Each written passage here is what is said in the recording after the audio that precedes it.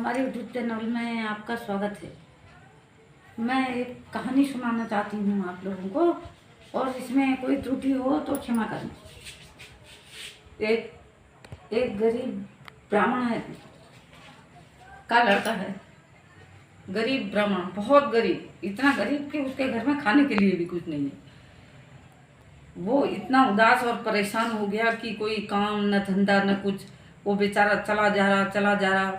पहले से लोग हुआ करते थे, कितनी आबादी नहीं थी, बहुत कम लोग, कितने किलोमीटर में एक परिवार रहता था।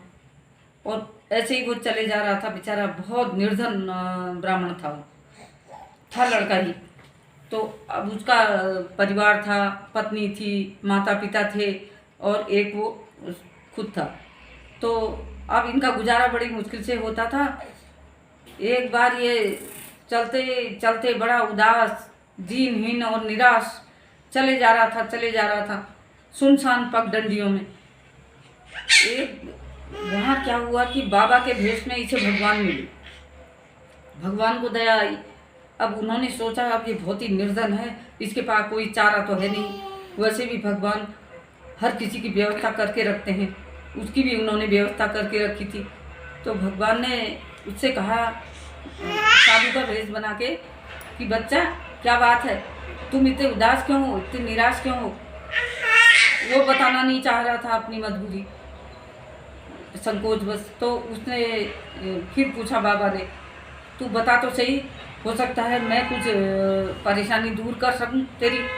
बहुत ज़्यादा कहने के बाद तब उसने कहा कि बाबा मैं बहुत गरीब हूँ, और इतना गरीब हूँ कि मेरे पास कुछ भी नहीं है इस समय।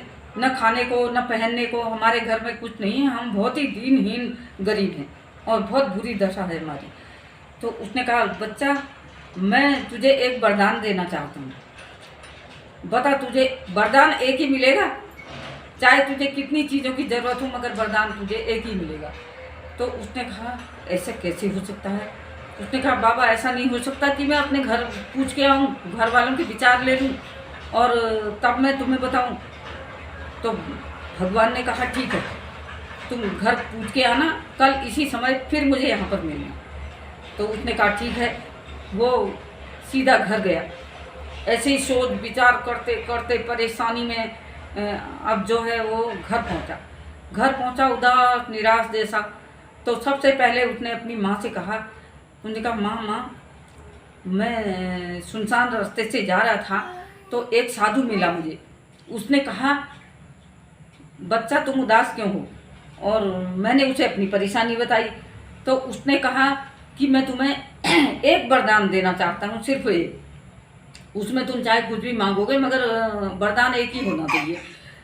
तो उसने कहा माँ के आंखें नहीं थी, माँ अंधी थी। तो माँ ने कहा कि बेटा तू सब छोड़, तू मेरी आंखें मांग ले। तो उसने कहा आंखें मांग लूँ। उसे बड़े सोच पड़े। फिर वो गया अपने पिताजी के पास। फिर उसने पिताजी से कहा पिताजी मुझे जंगल में एक साधु मिले और वो बड़े सच्चे साधु लग रहे थे, और मुझसे कह रहे हैं कि तुम्हें मैं वरदान दूंगा, कल इसी समय इसी जगह पे आना, वरदान एक ही होना चाहिए।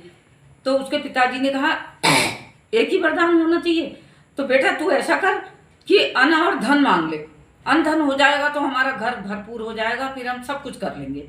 तो उसने सोचा यहाँ पर भी बात नहीं बनी, अब मुझे क्या करना चाहिए। उन्होंने कहा चलो अपनी पत्नी से भी पूछ लेता हूँ, उससे भी पूछने का मेरा फर्ज है, उसके क्या विचार है। तो उसने अपनी पत्नी से पूछा कि मुझे साधु के वेश में एक साधु महाराज मुझे मिले, और उन्होंने कहा कि बच्चा तुम्हें क्या चाहिए, वरदान में एक ही दूंगा, और तू बता तुझे क्या चाहिए। तो मैं इसलिए सबके विचार लेने के लिए घर में आ गया। मैंने पिताजी से पूछा, पिताजी ने अंधन कह दिया। माँ से कहा तो माँ ने अपनी आंखें बता दी। अब मैं क्या करूँ, तू क्या कहना चाहती है। तो उसकी पत्नी ने कहा तुम सब चीज़ छोड़ो, हमारी कोई संतान नहीं है, मुझे एक लड़का चाहिए। तो उसने कहा ये भी नहीं हुआ, अब मैं क्या करूँ। मेरे अपनी मन की तो मेरे मन ही में रही, मैं करता रहा और उनकी कही। अब वो परेशान इस उथल पुथल में वो चलने लग गया घर से। अब चलते चलते धीरे धीरे आगे बढ़ा वो। जाते जाते रास्ते में उसे उसका एक बचपन का दोस्त मिला, जिससे वो अपना सारा दुख शेयर करता था। तो उसने उससे कहा कि दोस्त, आज तू इतना उदास क्यों है, इतना दुखी उदास और एकदम गुमसुम क्यों है? तो उसने कहा ना ना कोई बात नहीं है। वो छिपाना चाह रहा था, उससे बताना नहीं चाह रहा था इस बात को। तो वो पीछे पड़ गया। उसने कहा तू बता तो सही, क्या मुझे नहीं बताएगा? मैं तेरा बचपन का दोस्त, और हो सकता है मैं कोई समस्या का हल निकाल दूँ। उसने कहा चलो फिर मैं तुझे बता देता हूँ, तू किसी से मत कहना। उसने कहा ना ना मैं किसी से नहीं कहूँगा। उनने कहा मुझे एक साधु महाराज मिले जंगल में, और उन्होंने ऐसा कहा कि तू एक वरदान मांग ले, जो भी मांगता है। अब मेरे घर में तो इतनी ज़रूरतें हैं और मैं कैसे पूरा करूं उनके? अगर मैं माँ की आंखें मांगता हूं तो पिताजी नाराज़ हो जाएंगे, पिताजी का वचन मैं पूरा करता हूं तो पत्नी नाराज़ होती है। अब तीनों नाराज़ हो जाते हैं, मैं करूं तो क्या करूं? वो बहुत परेशान हो गया। तो उसने कहा बस इतनी सी बात तूने मुझे पहले बता देता और मैं तेरी समस्या का हल निकाल देता। उन्होंने कहा जब साधु महाराज तुझसे पूछेंगे कि बता बच्चा क्या वरदान देना है, तो तब तू कहना मेरी माँ सोने के कटोरे में अपने पोते को दूध पीता हुआ देख ले। तो इसमें जब तेरी माँ की आंखें होंगी तब वो पोते को देखेगी, जब पोता होगा तो वो पत्नी का वो वचन रह जाएगा। सोना चांदी होगा जब घर में तो पिताजी का वचन पूरा हो जाएगा। देख तेरे तीनों वचन पूरे हो जाएंगे और तू सिर्फ इतना ही कहना साधु महाराज से। अब वो खुशी खुशी गया तो उसे भगवान मिले वहां पर। उन्होंने कहा हाँ बच्चा, तुम क्या पूछ के आए घर? उसने कहा हाँ मैं पूछ के आ गया, मैं एक ही वरदान मांगूंगा आपसे। उसने कहा बता क्या वरदान है? उसने कहा मेरी माँ अपने पोते को सोने के कटोरे में दूध पीता हुआ देख ले। तो उसने कहा बच्चा ये बता तुझे किसने बताया? उसने कहा यार मैं बताऊं नहीं बताऊं।